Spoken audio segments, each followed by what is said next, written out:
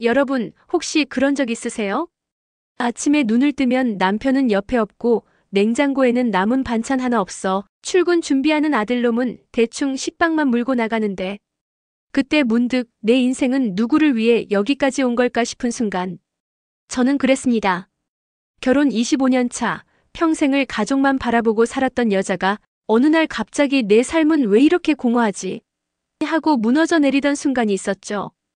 그런데 그 공허한 마음이 무너져 내린 자리에 들어온 건 사랑도 위로도 아닌 충격적인 배신이었습니다. 오늘은 제가 직접 겪은 그 이야기를 솔직하게 들려드리려 합니다. 처음엔 저는 그저 평범한 아줌마였어요. 아침에 일어나 남편 도시락 싸주고 아들 학교 보내고 시어머니 전화 받으면서 하루를 시작했죠. 장 보는 게 일과였고 마트에서 세일하는 두부 한 모라도 더 사오는 게 제 행복이었어요.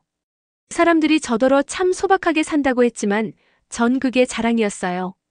돈이 많지 않아도 가족이 웃으면 그게 행복이라고 믿었거든요. 근데 말이죠, 사람 마음이라는 게 참 간사해요. 내가 다 바쳐서 희생해주면 상대도 나를 존중할 줄 알았거든요. 그게 아니더라고요. 남편은 원래 무뚝뚝한 사람이었어요. 밥 줘. 어디 갔다 와.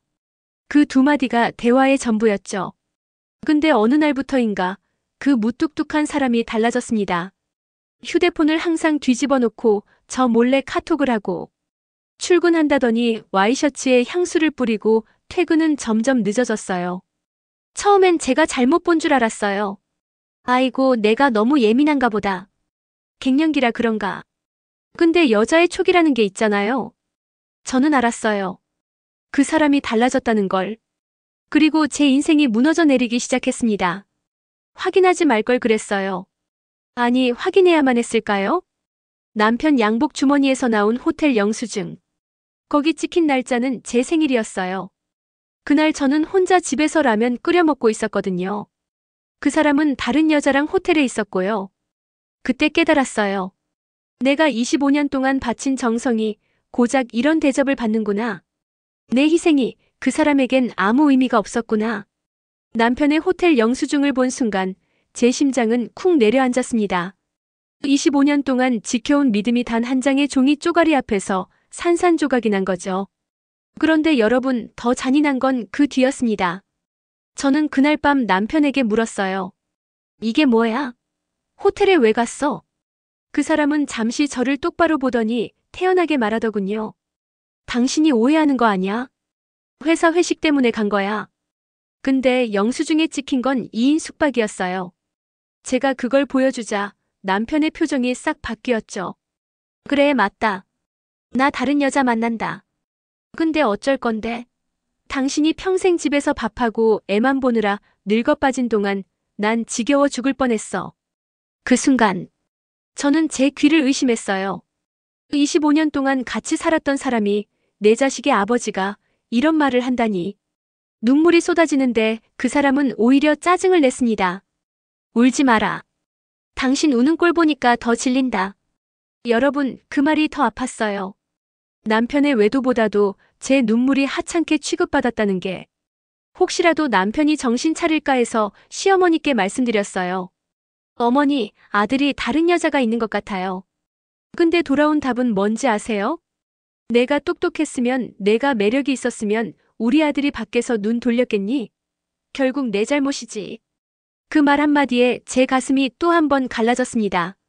25년 동안 시댁 위에 제 친정도 뒷전으로 하고 명절이면 허리 휘어지도록 일했던 제가 그 집안에서 희생양으로밖에 보이지 않았던 거죠.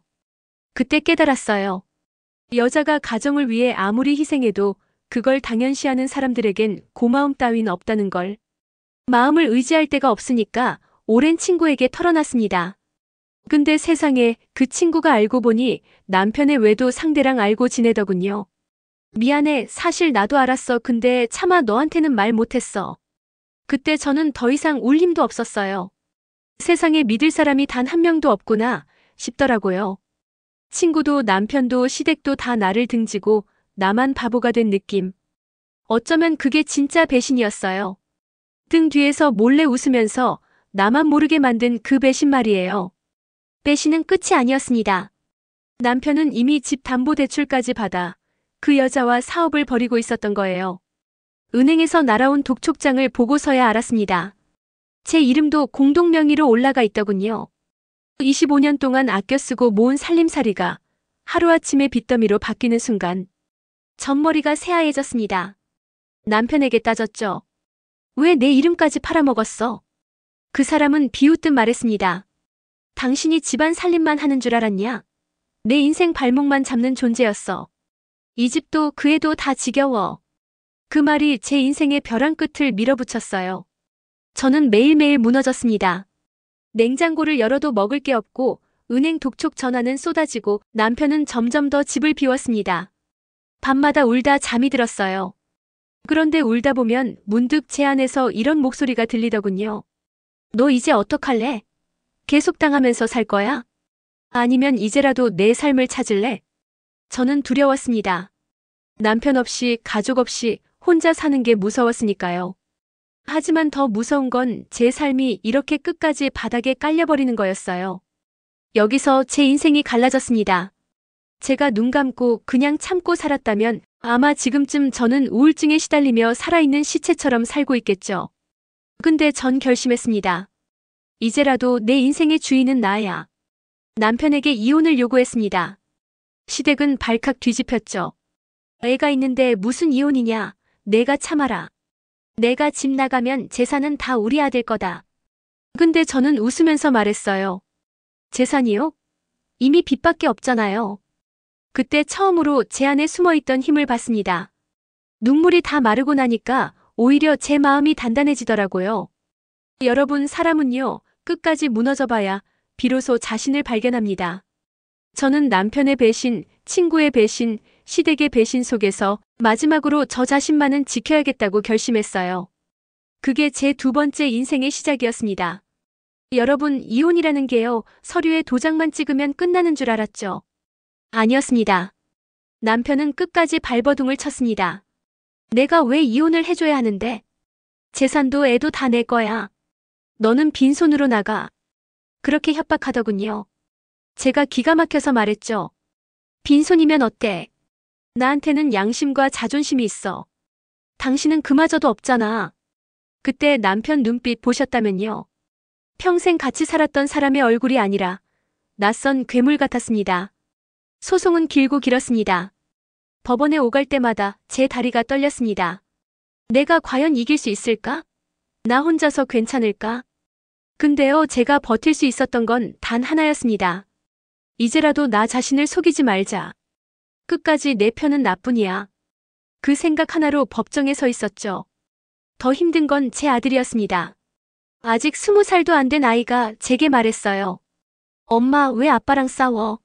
그냥 참으면 안 돼. 우리 집 무너지잖아. 그 말에 또 가슴이 찢어졌습니다.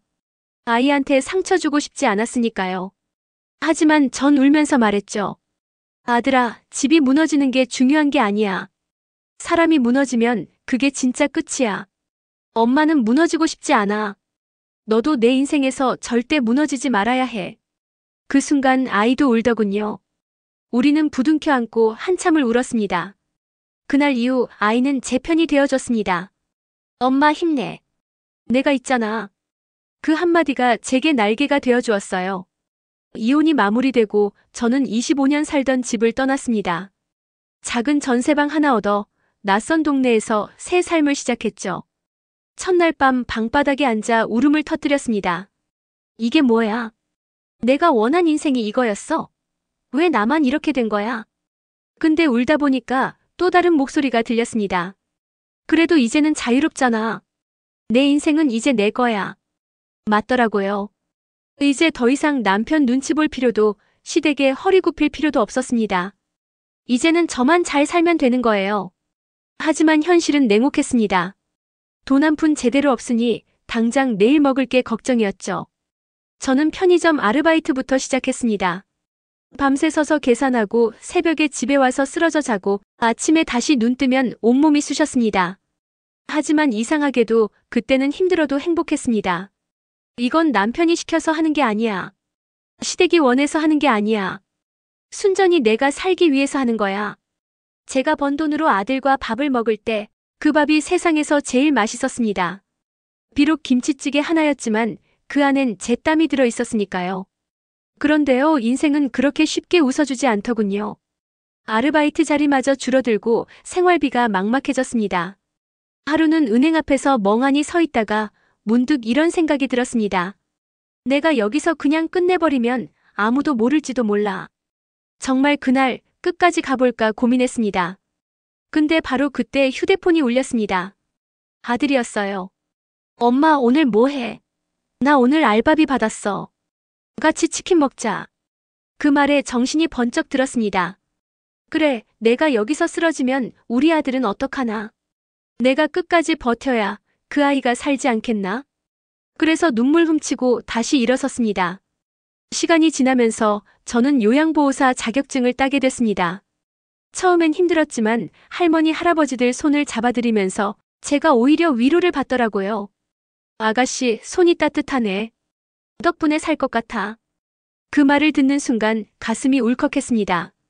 세상에 아직 제가 쓸모있는 사람이구나. 아직도 제가 누군가에게 힘이 될 수 있구나. 그 깨달음이 제 두 번째 인생의 불씨가 되었습니다. 세상에 제가 다시 사랑을 하게 될 줄은 몰랐습니다. 같은 센터에서 일하는 동료 한 분이 늘 제 곁을 지켜주셨어요. 제가 지쳐있으면 따뜻한 커피 한 잔을 내밀어주고, 제가 눈물 흘리면 말없이 손을 잡아주던 그분. 처음엔 겁이 났습니다. 내가 또 배신당하면 어떡하지? 사랑 같은 건 내 인생에 없는 거 아닐까? 근데 그분은 제게 이렇게 말했어요. 당신은 이미 충분히 상처받았어요. 이제는 누군가에게 기대도 돼요. 그 말을 듣는 순간 제 심장이 다시 뛰는 걸 느꼈습니다. 사랑이란 게 꼭 불꽃처럼 뜨거운 게 아니라 잔잔히 옆을 지켜주는 거구나. 그걸 깨달았죠. 여러분, 제가 이 긴 이야기를 왜 드렸을까요? 남편의 배신, 시댁의 핍박, 친구의 거짓말. 다 고통스러웠지만 결국 제 인생을 바꾼 건 저 자신이었습니다. 사람은 누구나 배신당할 수 있습니다. 믿었던 가족이, 친구가, 심지어 자식마저 등을 돌릴 수도 있어요. 근데요, 세상 끝에 내 손을 붙잡아줄 사람은 결국 나 자신이더군요. 그걸 알게 된 순간 전 더 이상 불행하지 않았습니다. 외롭지 않았습니다. 왜냐면 제 안에 제일 든든한 친구가 있었으니까요. 바로 나라는 친구요. 혹시 지금 제 얘기를 들으면서 눈물이 나는 분이 계실 겁니다. 나도 저랬는데 하며 가슴이 울컥하는 분들. 제가 감히 말씀드립니다. 여러분, 절대 무너지지 마세요. 세상이 아무리 등을 돌려도 나만은 나를 지켜야 합니다. 내 삶의 주인은 나. 내 행복의 열쇠도 나. 그리고 언젠가 저처럼 웃으면서 말할 날이 올 겁니다. 그래도 잘 버텼다. 그래서 지금의 내가 있다. 여러분, 오늘도 꼭 살아내주세요. 우리가 같이 버티면 내일은 반드시 옵니다.